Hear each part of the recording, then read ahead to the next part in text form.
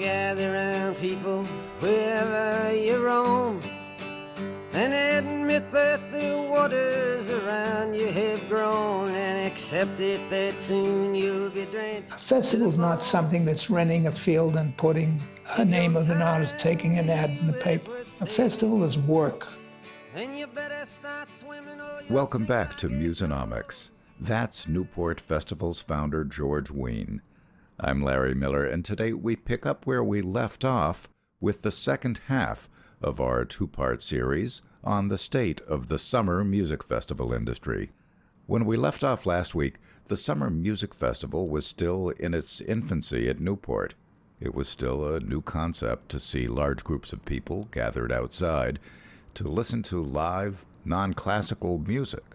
George even recounted a story of his astonishment the first time he saw an audience stand up from their seats and crowd the stage.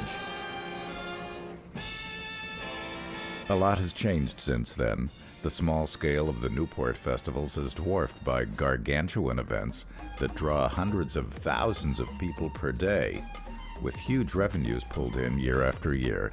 And at most of these festivals, people rarely sit down. So I think experientially it's very different, and I think that that's one of the things that people have latched onto, and one of the things that makes it great. It's kind of unlike anything in terms of the full visual sensory overload. It's like being in a real-life video game. That's Robby Towns from the Music Business Association on the electronic dance music scene that has gone a long way to dramatically growing the festival industry. EDM, a catch-all term used to describe many different subgenres of electronic music that you can dance to, is responsible for some of the biggest and most well-attended festivals in the world. You know, there's EDC, the EDC Vegas, that's Electronic Daisy Carnival. That's Pascal Rotella and Insomniac Events.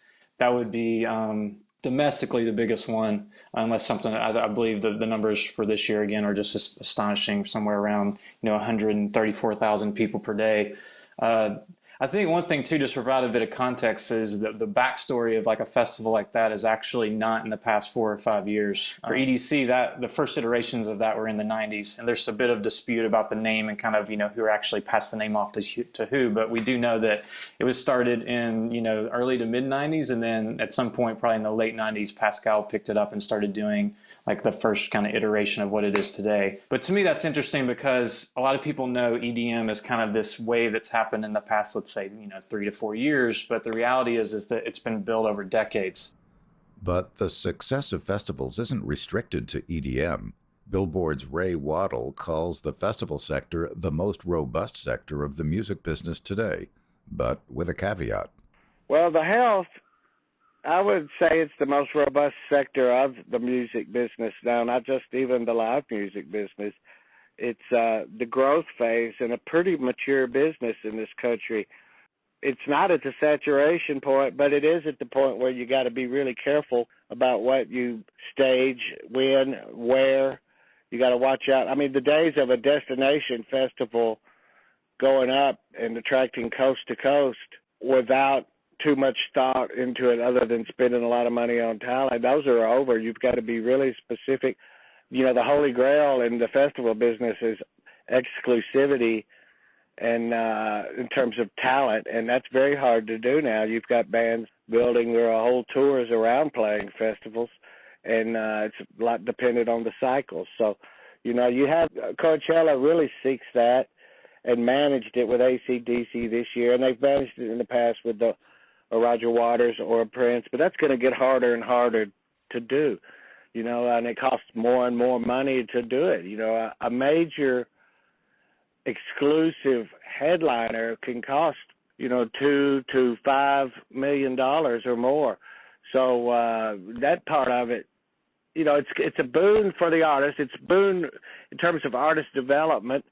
So many acts get to play in front of a lot of people, and the true joy in festival attending is the discovery, who you find that you didn't know about when you're going from point A to point B and somebody stops you and you listen. So that's been very good for the agents and for the developing acts. It's very healthy, but and there are pockets of growth within it, like country and electronic. What I think we will see is more smaller regional festivals or even local festivals You'll see more branded events like the Project Pabst up in Portland, Oregon. You'll see more genre-specific and artist-curated events. It's going to become more niche because the marketplace is getting pretty full with the broad destination-type events. There's one probably every 250 miles across the country. Indeed, the festival market is one of the most fertile segments in the music industry, and one of the greatest success stories in the world of festivals is the Bonnaroo Music and Arts Festival in Manchester, Tennessee, the multi-day festival that just celebrated its 14th anniversary in June. Bonnaroo reportedly grosses around $25 million with 80,000 attendees, mostly staying on site for all 4 days, and provides an economic impact on the state of Tennessee of over $50 million a year. It started as a jam band festival, and it's still pretty eclectic, but now includes headliners like Bruce Springsteen, Kanye West, Billy Joel, and Deadmau5. Bonnaroo was independently produced by its founders, Superfly and AC Entertainment, until Live Nation bought a controlling interest earlier this year. We got on the phone with Jonathan Myers from Superfly, one of Bonnaroo's co-founders. Ray Waddell from Billboard said that Bonnaroo in 2002 jump-started the American festival scene that, along with Coachella, has become the cornerstone of the American music business. How did Superfly come to do Bonnaroo? Yeah, so at the time, so this is around 2001, we were based in New Orleans. I went to school down there. I had an intern at the New Orleans Jazz Fest, one of the great festivals in the world.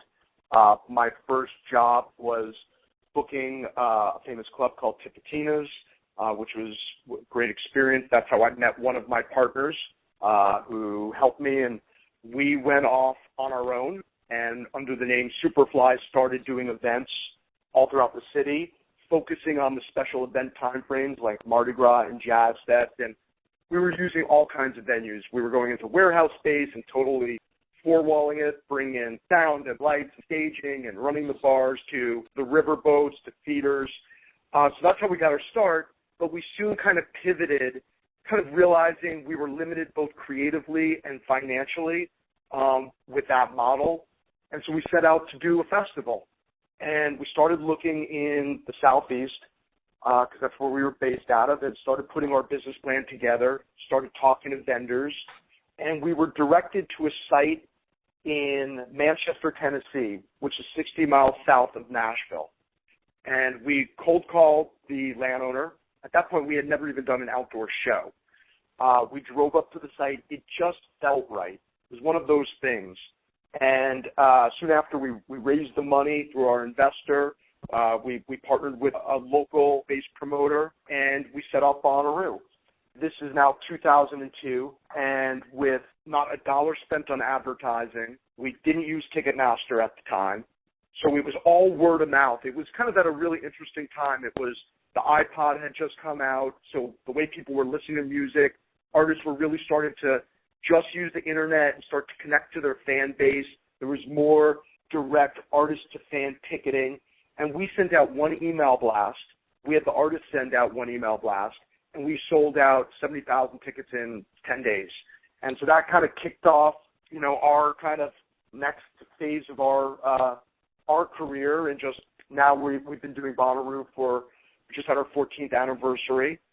We've had, so many amazing artists across so many different genres, from huge headliners like Paul McCartney and Bruce Springsteen and Elton John, and to artists that have come up the ranks that are now headliners like Mumford & Son and Black Keys and Kings of Leon, and artists like My Morning Jacket, and, you know, we touch on every genre. You know, we have Jay-Z and Stevie Wonder, and so it's this incredible gathering of 90,000 people that live on this farm for 4 days, second weekend of June, and it's basically 24 hours, and there's comedy and film and art installations, and there's an incredible spirit and just great vibe there. So that's Bonnaroo, but we do many other things as well at Superfly.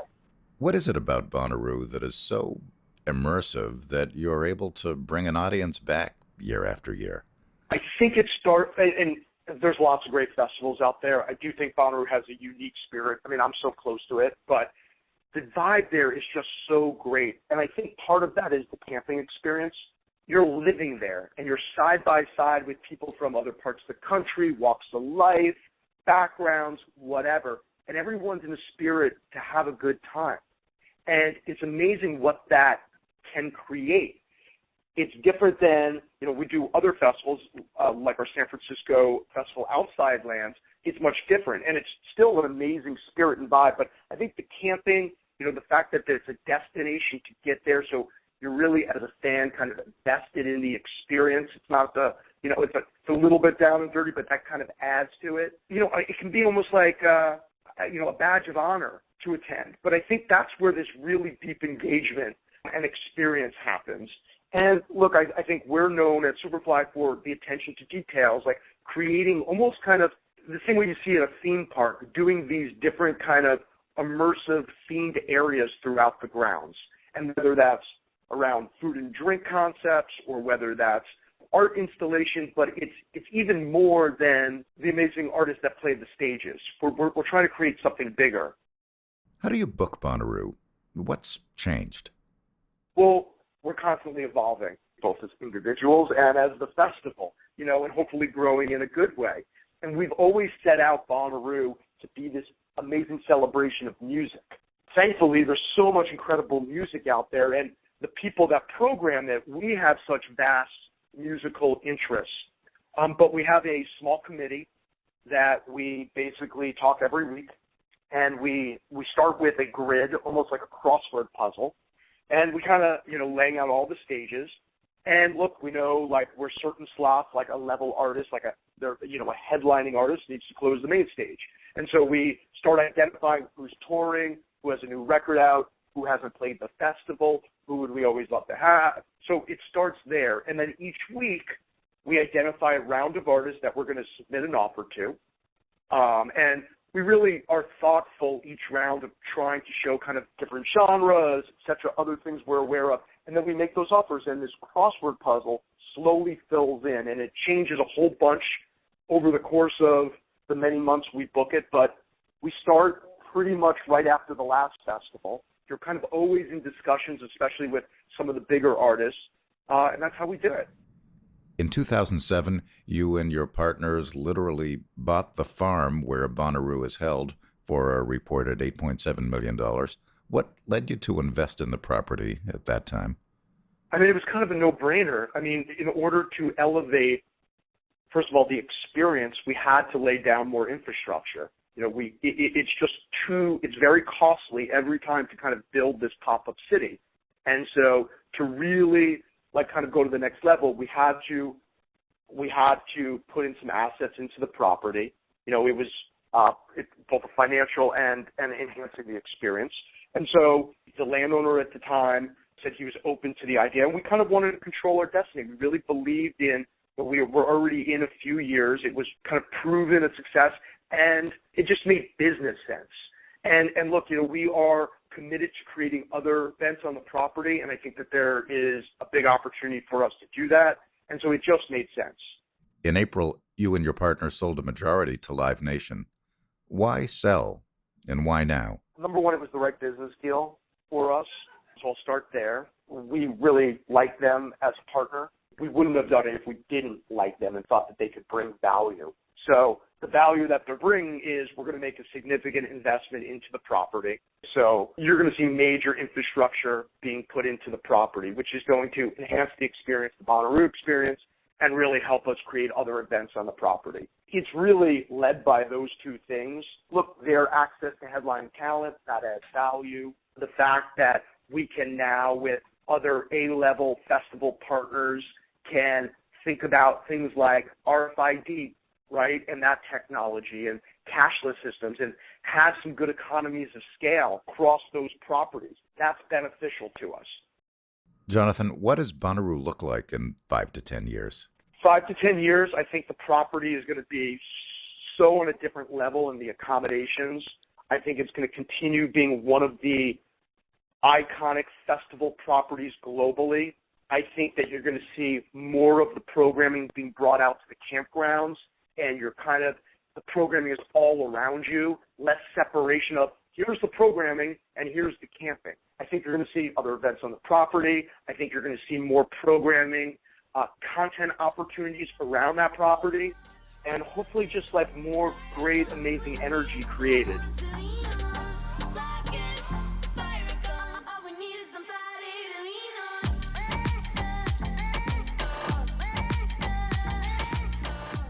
Jonathan Azu used to work at Superfly. He's now general manager of Red Light Management, a big artist management company whose founder, Corin Capshaw, financed Bonnaroo.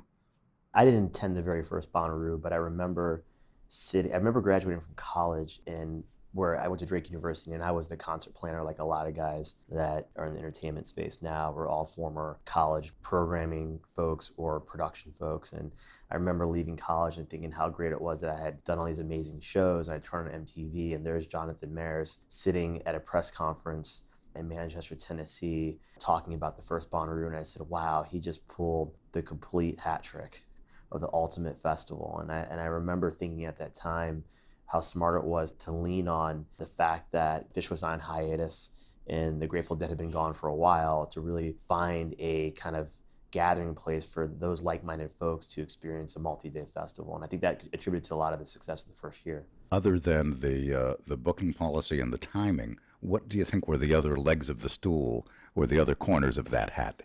I think that during that generation was just when the iPod was taking off too. So, we began to have much more of a playlist type approach to the way consumers listen to music. And if you look at a festival, the way that it's programmed, it's, especially Bonnaroo, right, which is a Creole term for good stuff. So that's the filter, right? Is it great? And with that comes artists from multiple different backgrounds and different genres.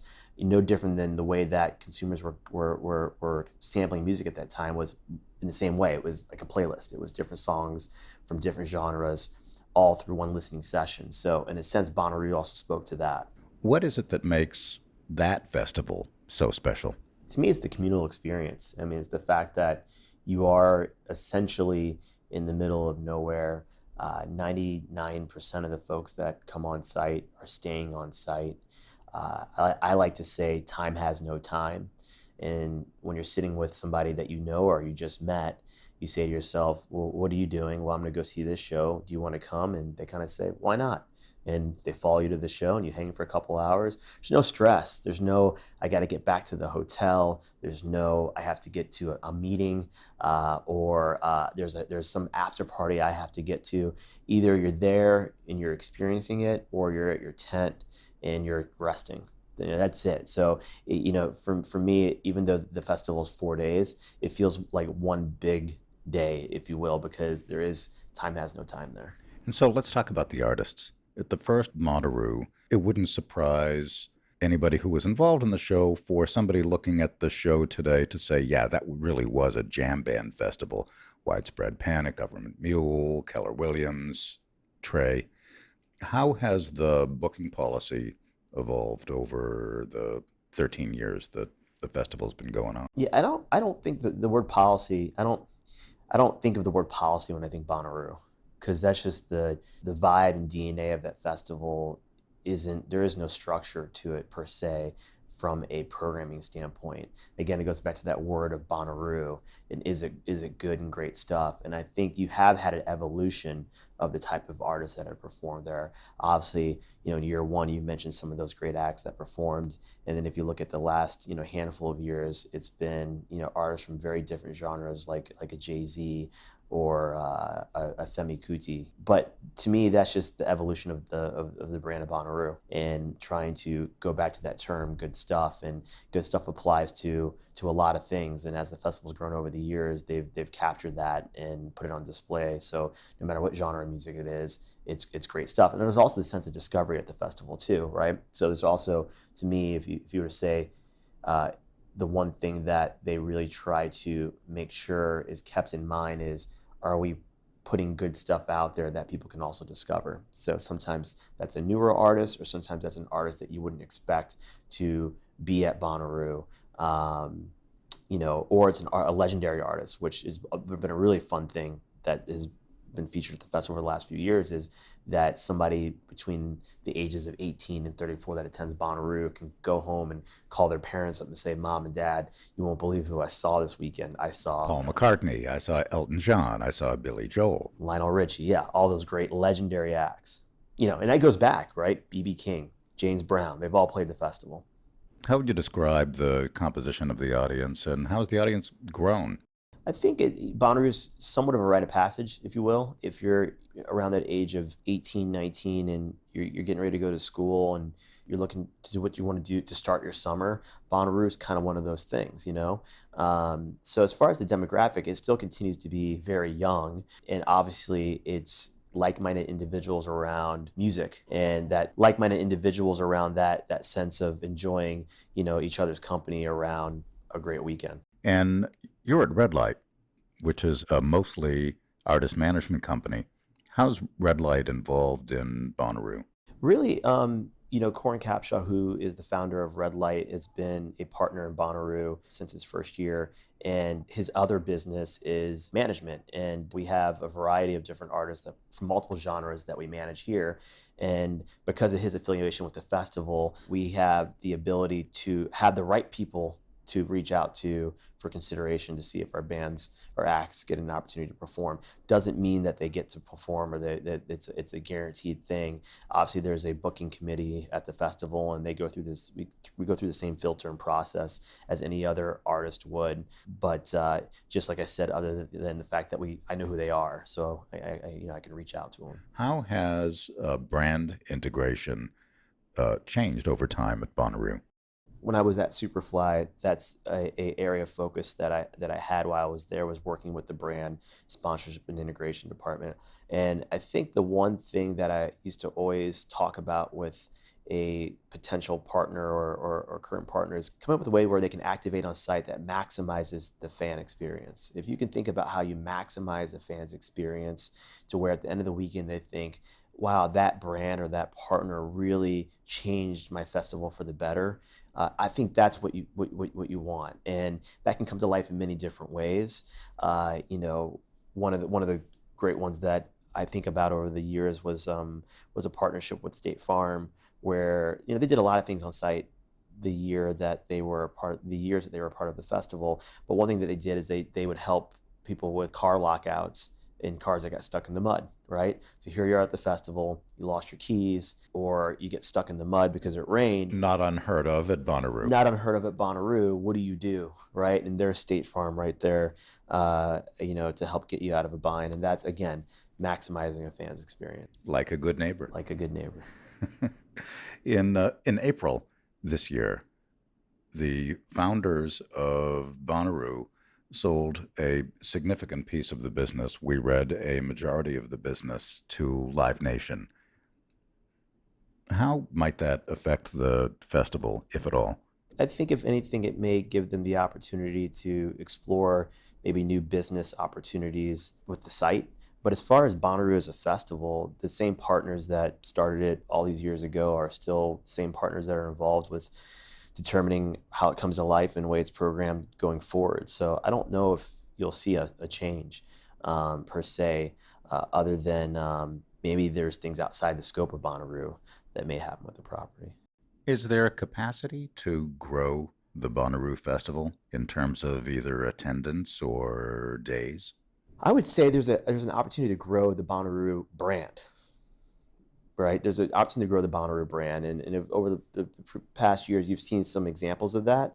Bonnaroo has its own Ben & Jerry's flavor, which was a lot of fun to put that together. I happily was a part of the testing committee to try to decide what was the right taste for the ice cream. What is the right taste for Bonnaroo ice cream? Well, again, it's going back to that concept of good stuff. So, it's a mixture of different flavors. So it's the vanilla, it's the chocolate, it's the toffee. So it's kind of this hodgepodge of flavors that when you taste it, it just feels right, it feels good. Any forecast you may want to make for the future of Bonnaroo? The future of Bonnaroo is continuing to be a great festival where for one weekend, people that again are like-minded in spirit and taste in music can convene on site and come with 1, 2, 3 or more friends and leave with 10, 20 friends. And that's one of the things that I've always loved about Bonnaroo. To me, it's almost like summer camp in a way. And I can go on site and I can discover great artists. I can reconnect with old friends. And there has not been 1 year that I have not gone to Bonnaroo where I have left knowing somebody I didn't know before. And not just meeting them and moving on, but really getting to know that person. Because again, that time has no time concept comes to life in the fact that you really get to have real relationships with folks when you're on site. One more time.